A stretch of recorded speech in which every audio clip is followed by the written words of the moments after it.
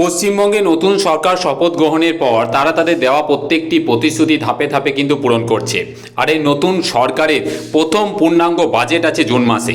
সেই বাজেটকে কেন্দ্র করে সাধারণ মানুষ থেকে শুরু করে সরকারি কর্মচারী, পেনশনার, চুক্তিভিত্তিক কর্মীদের মধ্যে নানা রকমের আশা আকাঙ্ক্ষা কিন্তু বেশ ভালোভাবেই জেগে উঠেছে। তো এই নতুন বাজেটে ঠিক কোন কোন বিষয়ে ঠিক কি বড়সড় ঘোষণা হতে চলেছে সেই বিষয়গুলি আমি আপনাদের সামনে তুলে ধরার চেষ্টা করব। তাই আপনাদের কাছে অনুরোধ, দয়া করে ভিডিওটি স্কিপ করবেন না, কারণ স্কিপ করলে কিন্তু অনেক কিছু মিস করে যাবেন। দেখুন, নতুন সরকারের জুন ধামাকা, জুন মাসে যে বাজেট, সেই বাজেটে বলাই চলে যে একটা বিরাট অঙ্কের ডিএ কিন্তু ঘোষণা হতে চলেছে। কিন্তু ঠিক কত শতাংশ ডিএ আপনারা পেতে চলেছেন সেই বিষয়ে একটা আনুমানিক ধারণা আমি আপনাদের সামনে তুলে ধরার চেষ্টা করব। তার পাশাপাশি পে কমিশন সেটা কবে থেকে চালু হবে, এক্স্যাক্ট কোন মাস থেকে, সেটাও আমি আপনাদের সামনে তুলে ধরার চেষ্টা করব।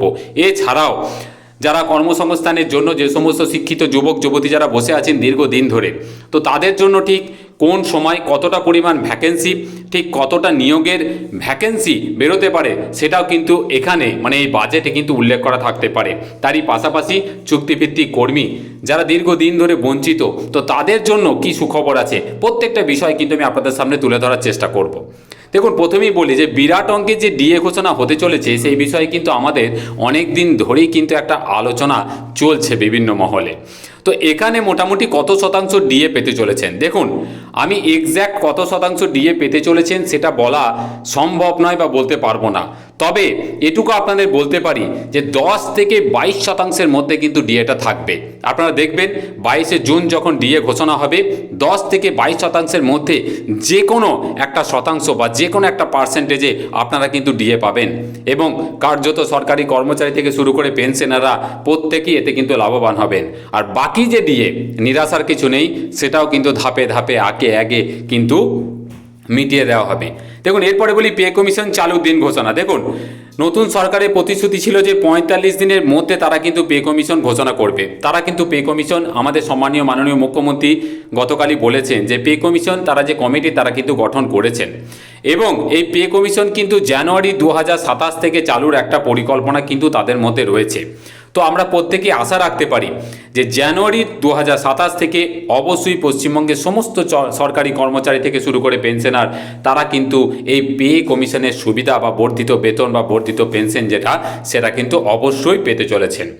এর পাশাপাশি লক্ষাধিক শূন্যপদে নিয়োগের বিজ্ঞপ্তি অবশ্যই।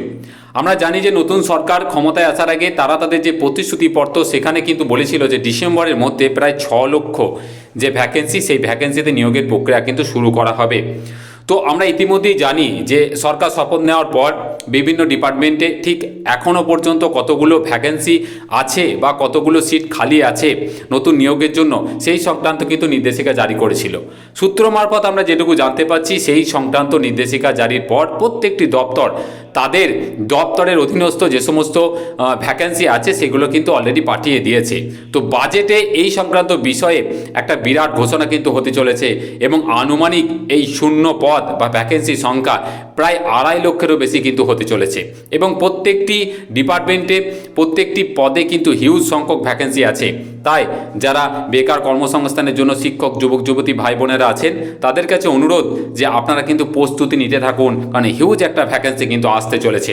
এবং আমি অবশ্যই বলবো শিক্ষক শিক্ষিকা নিয়োগের ক্ষেত্রে অবশ্যই এখানে কিন্তু প্রায় 50 থেকে 60,000 ভ্যাকেন্সি কিন্তু আসতে চলেছে, এটুকু একদম কনফার্ম বলা চলে।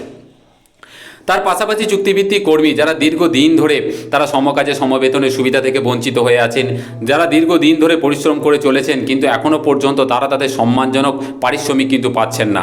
তো এই যে বাজেট, এই বাজেটে কিন্তু অবশ্যই তাদের একটা সম্মানজনক জায়গা কিন্তু অবশ্যই এই নতুন সরকার তুলে ধরবে এবং আশা করা যায় তাদের প্রত্যেকের বেতন প্রায় 4 থেকে 5 হাজার টাকা পর্যন্ত কিন্তু বাড়তে চলেছে। দেখুন, প্রত্যেকটি সূত্র মারফত জানা, আনুমানিক হিসাবে বললাম, বাকিটা কিন্তু 22শে জুন সেদিনই জানা যাবে। তবে আমরা আশা রাখছি প্রত্যেকটি দেওয়া প্রতিশ্রুতি কিছুটা হলেও ধাপে ধাপে কিন্তু পূরণ হবে এবং শেষমেশ দেখবেন আগামী 6 মাসের মধ্যে আপনাদের দেওয়া প্রত্যেকটি প্রতিশ্রুতি এই নতুন সরকার অবশ্যই পূরণ করবে।